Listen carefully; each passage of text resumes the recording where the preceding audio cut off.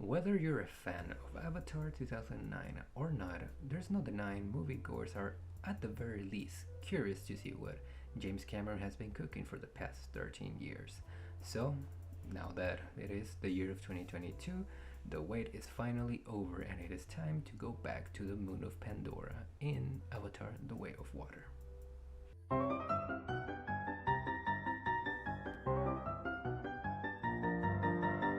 Avatar The Way of Water is written and directed by James Cameron, although this time around he's got the help of a writer's room consisting of Rick Jaffa, Amanda Silver, Josh Friedman, and Shade Salerno.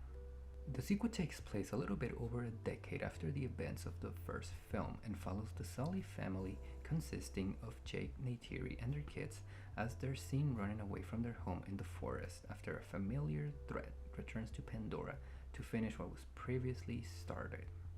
Let's get the obvious out of the way. Yes, this movie is a technical achievement.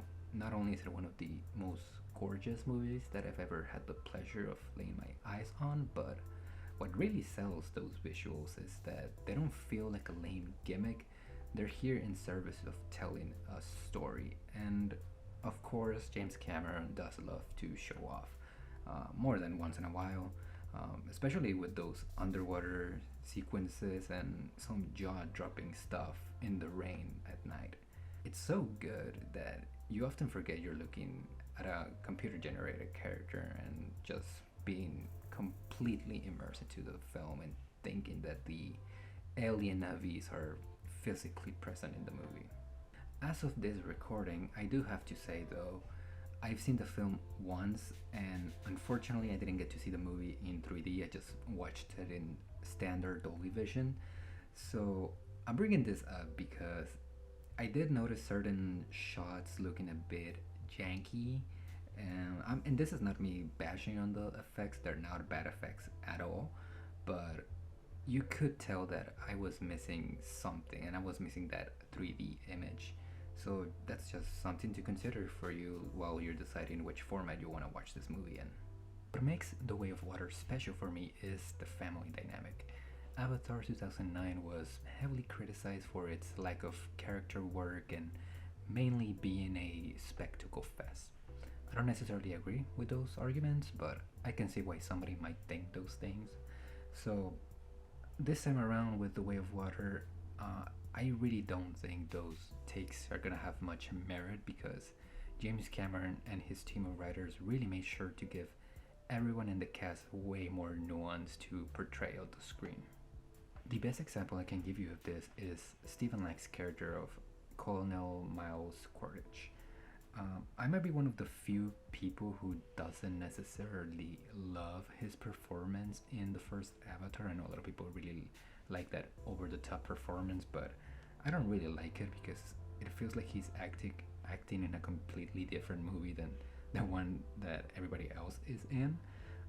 So for The Way of Water, I was really glad to see that he gets way more things to do and he actually gets to emote. I don't mind villains that are bad for the sake of being bad. Those kind of antagonists can be a lot of fun to watch.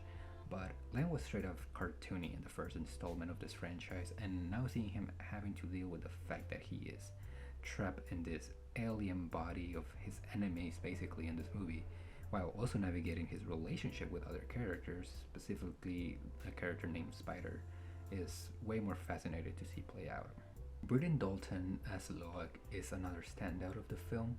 He has one of the most compelling arcs in the movie, particularly his involvement with the sea and his father Jake, and trying to fit in this leading role that he might have to take over eventually one day. And it is so well done to the point that it kind of made me emotional towards the end of the movie. His journey is one of the best for sure. There's this whale-like creature that is treated as an actual character that he gets to interact with as well. And I mean it when I say this, I have not been filled with as much sense of wonder as I was in this tall blue alien having conversations with a sea creature. And who would have thought Sigourney Weaver as a teenage Navi would be one of the best parts of the movie? I didn't. I definitely thought it was gonna be weird, lazy choice when I heard it for the first time years ago. But I mean, Weaver and Cameron proved me wrong, and they deliver one of the most charismatic characters in the movie, and also a character that feels larger than life. It feels like this, like, I don't know, like a type of like Luke Skywalker even. Some might call me crazy for making those comparisons, but it is that good, and she is definitely set up as a key important player in the future of this franchise. Sam Worthington has always got a lot of crap for his acting. I always thought he was pretty solid in the first Avatar. Also, I think some of his best work is when he's in the supporting roles, not so much the leading roles. But I have to say, The Way of Water, it really gives him a lot to do range wise. I think he is way more emotional. I think it helps a lot that he has a family to play off with, and it's not just him and this foreign planet. It's a family like unit, and you can really sympathize with him this time around. I think in the first Avatar he kind of came off as this cocky, naive guy, and now he is this leader of a clan, and he has a family, and he has to protect it, and he has to think as a hero, as a leader, but he also has to think as a family man, as a father. So it's a really interesting dynamic there, and definitely the children and him, that entire like thing, it really makes his performance shine. And whenever he's with Zoe Saldana, it's magical. And speaking of Zoe Saldana, unfortunately she doesn't get to do as much in this movie as she did in the first Avatar, but she still remains one of the highlights of the movie. And her chemistry with Sam Worthington again is still pretty magical. You still believe it. You believe that they're married and that they have this family and that they have to work together. It isn't just like a husband-led family or a wife-led family. You can tell that they're like a unit. And Saldana delivers some of the most raw and brutal moments of the film, and despite her role being reduced, she remains one of the highlights of this franchise. When it comes to spectacle, nobody does it like James Cameron. A lot of modern blockbusters often fall victim to their climax being plot driven, which doesn't necessarily make them bad, but under the wrong hands they can be underwhelming. And whether it is T2, Aliens, Titanic, Cameron is the master of the third act, and he excels at it because his endings are character focus, and it is no different with The Way of Water. Trust me when I say it is unlike anything you've seen all year or in the last decade. It isn't just popcorn action, the stakes are high and they feel personal for our main players.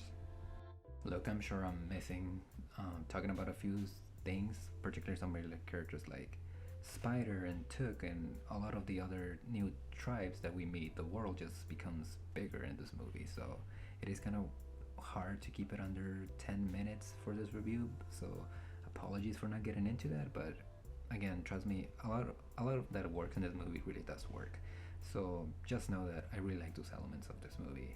And with that out of the way, let me just score this thing. Let's score Avatar The Way of Water, and for me it's gonna be a 9 out of 10.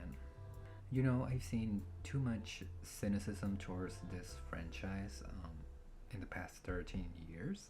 Cynicism that either comes from a point of view of just straight up reaching or complaining about tropes that quite literally almost every other blockbuster uses, or just simply from just a negative place, which, you know, you like what you like and you dislike what you dislike. Like, I mean, I'm not here to tell you how to feel about this movie, but I'm just sharing my opinion with you guys. But I don't know, I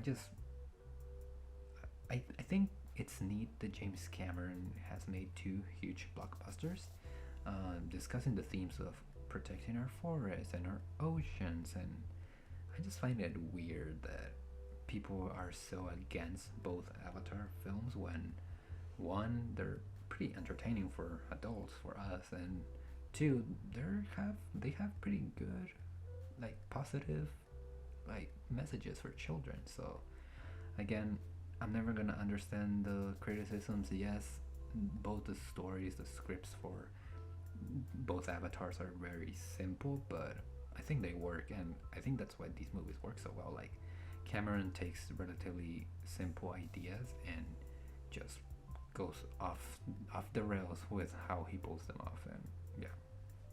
Alright guys, thank you for watching. Again, like, subscribe if you want to watch some of our content, not just here in the YouTube streams, but if you just want to like listen to some of our like long episodes, like our rankings and audio commentaries, you can check us out in your preferred type of podcasting, like Spotify, Apple, all of the above. So yeah, look forward to that if you are interested in that. And also our very own Josh D. Woodbury and Evan Harris are hosting still their episodes of That Indescribable Feeling, discussing all of the awards leading up to the Oscars, which once we get to the Oscars, I'm sure we're gonna have a Oscar watch party, watch along, if you will. So yeah, I hope you stay with us, and see you on the next review.